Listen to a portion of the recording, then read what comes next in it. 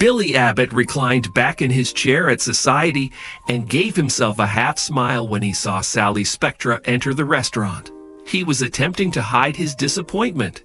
As Sally Spectra entered the establishment, he was observing her carefully. By virtue of her innate charm, she was able to catch the attention of each and every individual in the room with each and every stride that she took. The confidence that she exuded was evident. This evening, she donned an attire that was a stunning green color, which accentuated her sharp glance and complemented her fiery hair. Billy couldn't help but be amazed as a consequence of this as well. This evening, he was determined to look into something that was more serious than their banter, and to move beyond their banter. The fact that they had been interacting so frequently had caused him to sense an increasing attraction to Sally, and he was resolved to pursue this attraction. By the time Sally got closer to him, her eyes narrowed with a look that was equal parts amusement and concern. She had identified him and was currently making her way over to him. Billy stood up to welcome her and performed a bow in a manner that was appropriate for a gentleman while he was in the process of taking her chair out of the chair. While Sally was taking her seat, she made the observation, "Well, look at you," with a surprised expression on her face. Out of amazement, she lifted both of her eyebrows. "Why is there so much chivalry in the world, Billy? What is the deal? Are there any grounds for me to be suspicious?" As Billy took his own seat across from her, he expressed his amusement with a giggling sound. "Only in the event that you are not used to experiencing a minuscule amount of charm every once in a while. When it comes to making this evening one that will be remembered for a long time, I have no trouble adopting this strategy." In spite of the fact that she was rolling her eyes, she was beginning to exhibit a tinge of blush on her cheeks. Isn't that something that should be kept in mind? To truly believe that you are anything, you need to have a strong conviction. The response that Billy provided was, "I don't think, I know," and his tone was laced with a sense of tenderness during his statement. A sly glint might be seen in his eyes every once in a while. "I am not fortunate enough to have the opportunity to spend the evening with Sally Spectra very frequently, which is a further insult to injury. I reasoned that it would be important to make all effort possible, because it would be worthwhile." She gazed at him with a serious expression on her face and cocked her head to the side as she did so. "Billy Abbott, your voice is wonderfully smooth and silky when you speak. Having said that, I must inquire, how come I should? Why is this happening now?" Taking a deep breath, Billy made an attempt to find the perfect words to express his thoughts. Throughout his life, he had always been attracted to women who possessed a strong sense of passion and desire, and Sally possessed all of these qualities in abundance. As a matter of fact, I admire the fact that you do not adhere to the norms that have been established by other people. There is something exhilarating about the notion that you are unabashedly committed to being who you are on the inside. A more gentle expression appeared on Sally's face, and she abruptly lowered the normal walls that she had been putting up. "I want to express my appreciation to you. Yes, it is. It is a delight to acquire this knowledge." She took a momentary pause, and while she did so, a smirk started to materialize on her lips. "It is important for you to understand that the vast majority of people merely regard me to be a nuisance or a wild card factor." Billy's gaze was real because he was bending forward at the same time. "And that is precisely the reason why I admire you," she said. "Despite the fact that you are unpredictable, you are also energetic and imaginative. However, you are unpredictable, certainly not something that happens too often in this community." Despite the fact that they maintained eye contact with one another, the lively restaurant appeared to fade into the background for a little amount of time.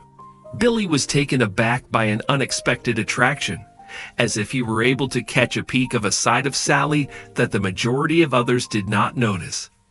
There was a vulnerability that he found himself yearning to understand beneath the tough front that she presented to the world. Suddenly, he found himself aching to get a hold of it. The stillness was broken by Sally's laughter, which gave the impression that she was aware of the gravity of the circumstance in which we found ourselves. "All right, Mr. Abbott, you are beginning to give me the impression that you have more exciting things planned for tonight than just idle chatter." Billy smiled at her in response to her question.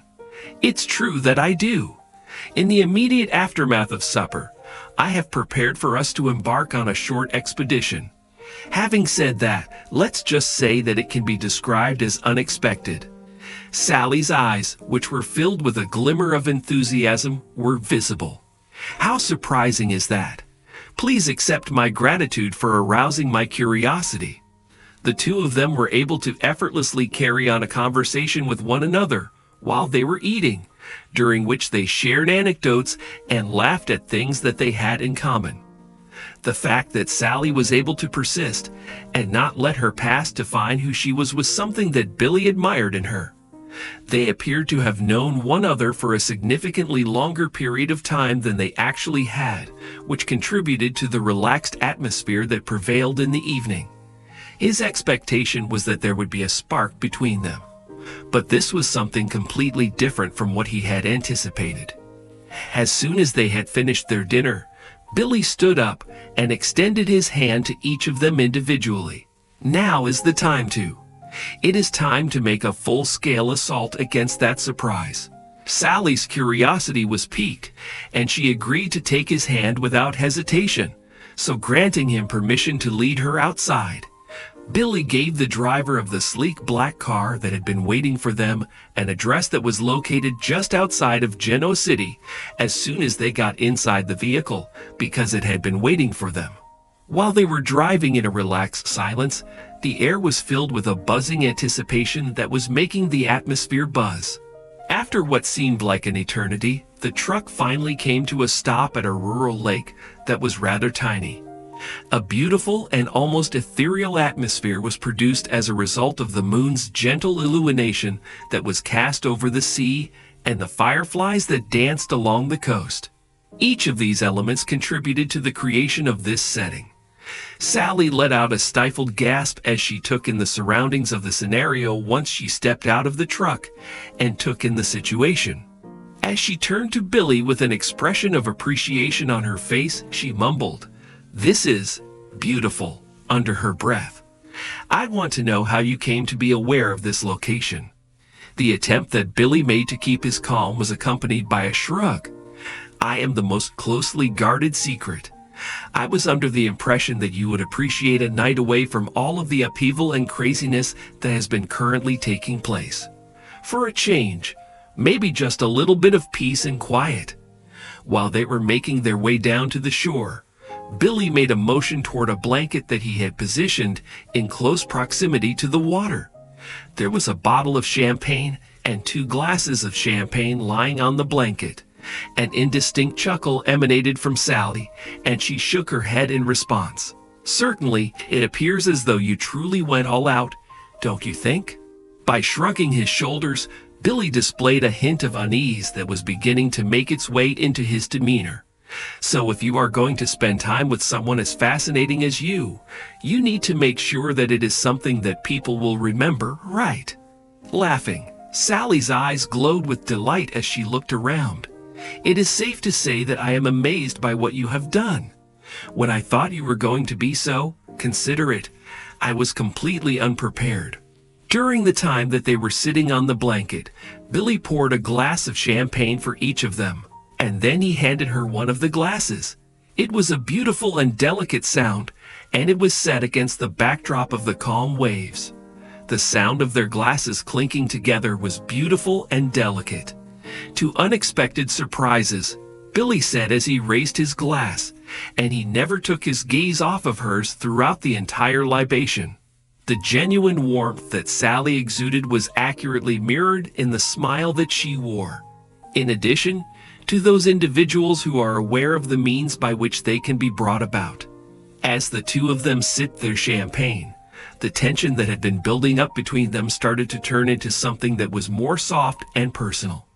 Sally piqued Billy's interest in a way that he had not anticipated, and he found himself captivated by her. He was impressed by Sally because she had changed from her usual swagger to a more subdued and thoughtful side, and he found himself appreciating her. After a certain amount of time had passed, Sally leaned back on her hands and looked up at the night sky, observing the constellations. When you stop and think about it, I have invested a significant amount of time in this city in an effort to establish my credibility. I wanted everyone to think of me as anything other than a troublemaker or an outsider who was trying to blend in. I just wanted to be seen as someone who was trying to fit in. Billy's countenance conveyed a sense of concentration as he looked at her. When it comes to the fact that I believe you have been successful, there is some comfort in the knowing that. The fact that you want to be accepted is not the only thing that you want, Sally. Your reputation is growing as a result of your efforts. Sally shifted her focus to him during the time that her eyes were investigating his face. Am I correct in assuming that you are being serious? Following that, he immediately responded with absolutely, while simultaneously reaching across to take her hand.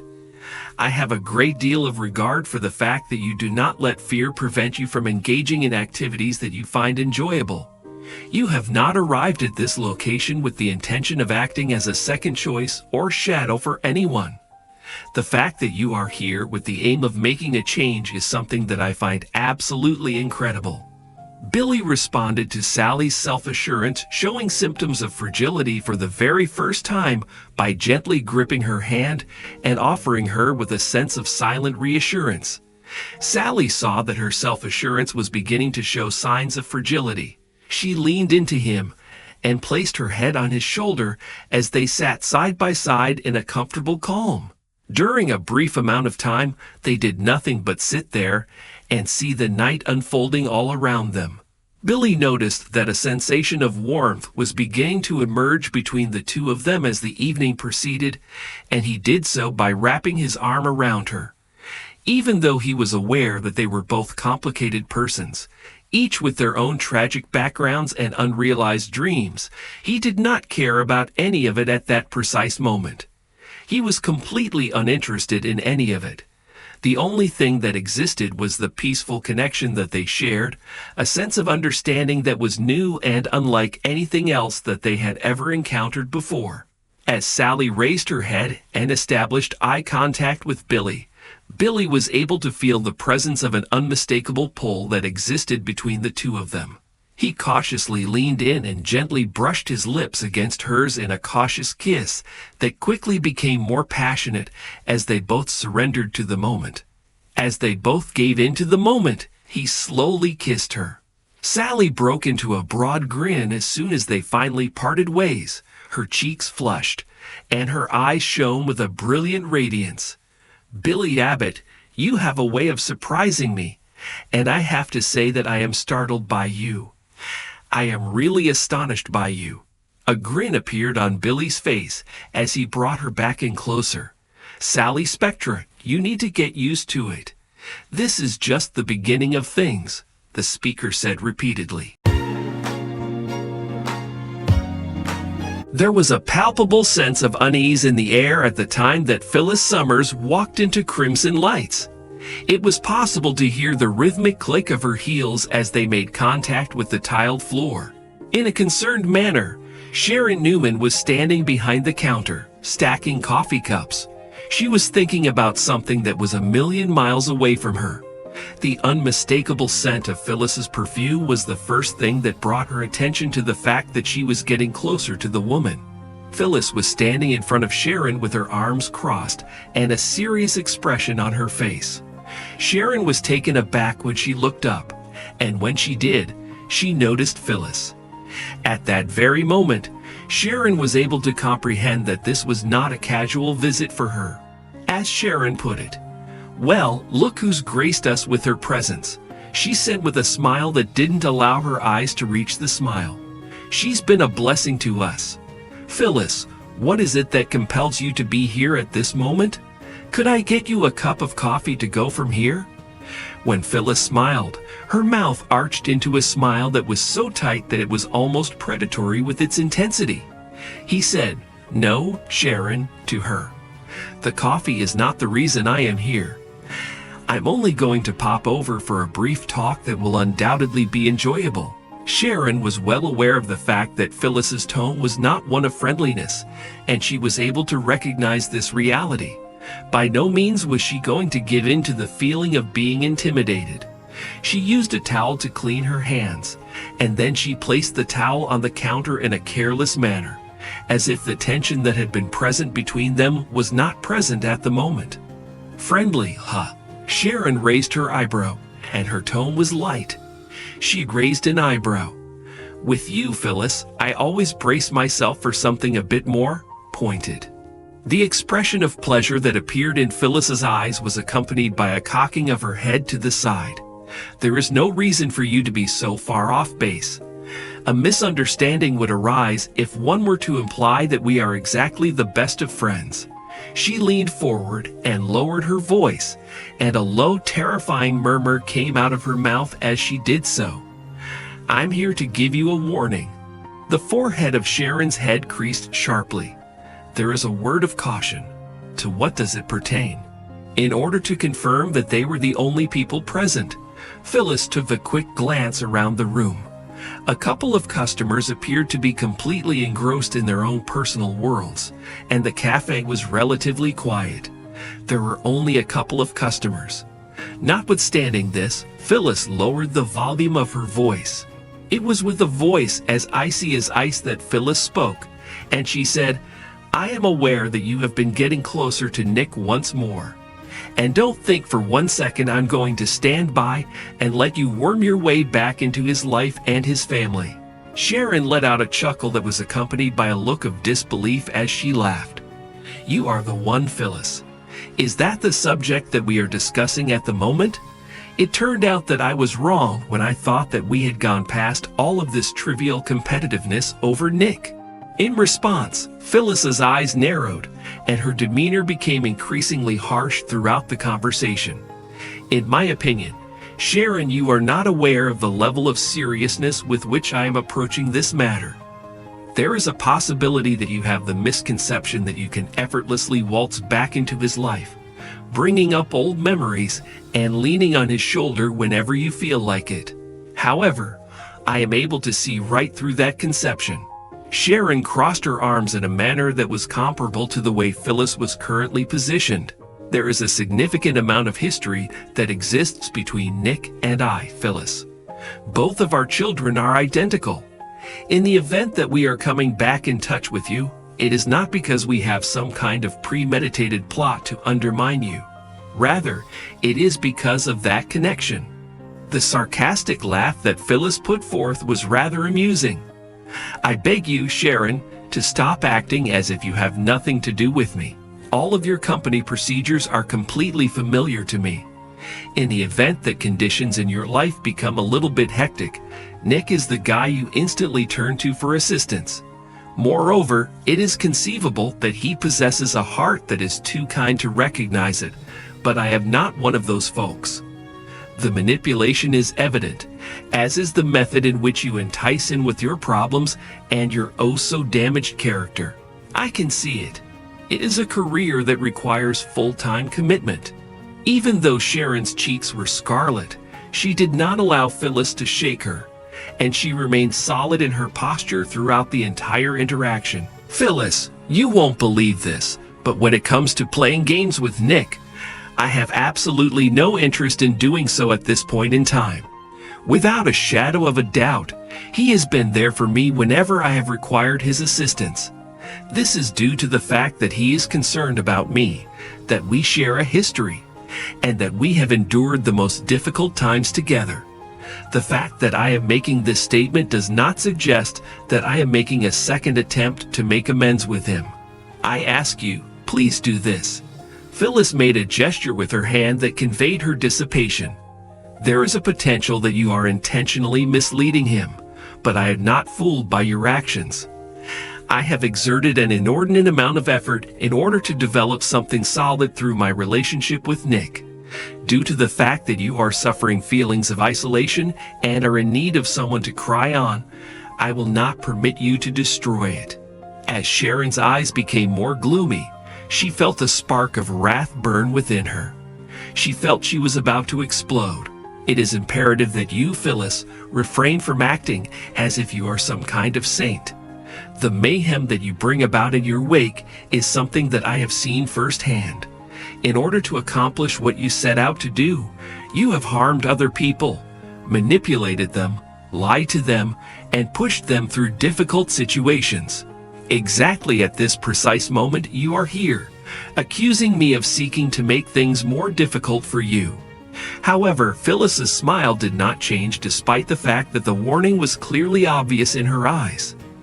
There is a possibility that I have made some mistakes. With that being said, Sharon, I do not cling to the past in the same way that you do. When I am confronted with a challenging circumstance, I do not resort to rekindling relationships that I have had in the past. In the event that you are going to continue to rely on Nick, it is probably time for you to give yourself a chance to stand on your own 2 feet. As Sharon took a slow, steady breath, she clenched her jaw and took a long breath. She then took another big breath. I would like to take this opportunity to let you know, Phyllis, that I have found the ability to stand on my own 2 feet. I can't even begin to count the number of times that I've built my life from the ground up. Would you be Nick? Help is something that he seeks from me because he is aware that he can rely on me, and because we are related to one another. Please refrain from transforming something into something that is unappealing. The tone of Phyllis's voice was so low that it was nearly a whisper, but it was tinged with a sense of discomfort. One of the misunderstandings that exists is that you are acquainted with Nick.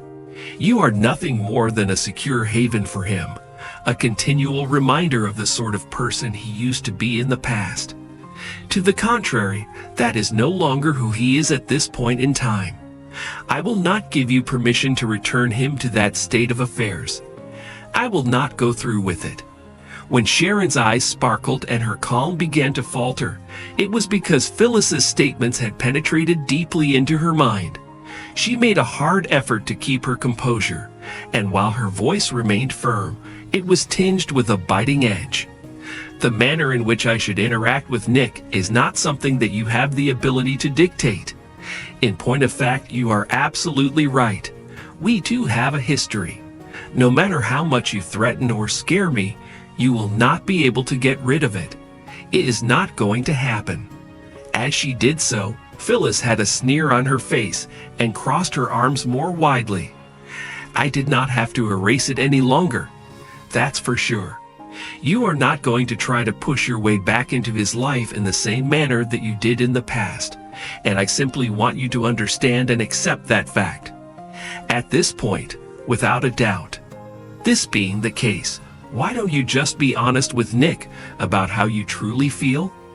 During her response, Sharon's tone made it abundantly evident that she was attempting to dispute the situation. You should make it abundantly plain to him how insecure you feel about the fact that we are both a part of the lives of that other person. To determine whether or not he agrees with you, check with him. A brief moment of hesitation caused Phyllis's smile to fail, but she quickly recovered and adopted a harsh demeanor in order to mask the emotion that she was experiencing. Nick has moved on with his life, despite the fact that you can find yourself believing that you have a right to his loyalty. At this point, Sharon, he is searching for constancy.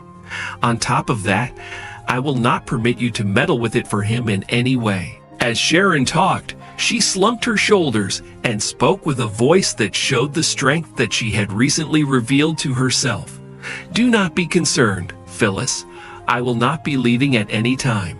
Nick and I are linked in some way, and this may or may not be something that you find appealing. There is a choice that needs to be made by both of us regarding whether or not he wants to be a part of my life, or whether or not I want to be a part of his life. As Phyllis took a few steps back, the anger that was already present in her eyes grew much more intense. You can count on us, Sharon. Have a good day playing your little games. On the other hand, I would want to warn you that if you venture over the limits, you will come to deeply regret your actions. Attempting to worm your way back in and pull Nick down with you is not something that I will tolerate. I will not tolerate it. I am not going to sit idly but watch." Phyllis quickly turned on her heel and marched out of the cafe, leaving Sharon behind. This occurred as soon as she had finished speaking. Sharon could feel her own rage swelling just below the surface as she watched her depart, and her heart was pounding so hard that she could feel it moving through her body. Even Phyllis's warnings were not going to be sufficient to prevent her from carrying on with her plans. It was her responsibility to set her own boundaries, and she never compromised her own ethos. Also, Phyllis was mistaken in her conviction that she could force her to leave Nick's life after she had been bullied. She believed that she could force her to leave Nick's life. After taking a deep breath and bringing herself back under control, Sharon felt a sense of serenity and resolution beginning to take hold of her. Sharon was ready to take part in any games that Phyllis chose to play, and she was prepared to do something. Their quarrel was not the first time they had a disagreement, and she had a lot of doubts that this would be the last time they had a disagreement. On the other hand, she was well aware that she would not, under any circumstances, permit Phyllis or any other individual to dictate her choices or the relationships that she maintained. It did not matter to her what the consequences were. She would not budge from her position.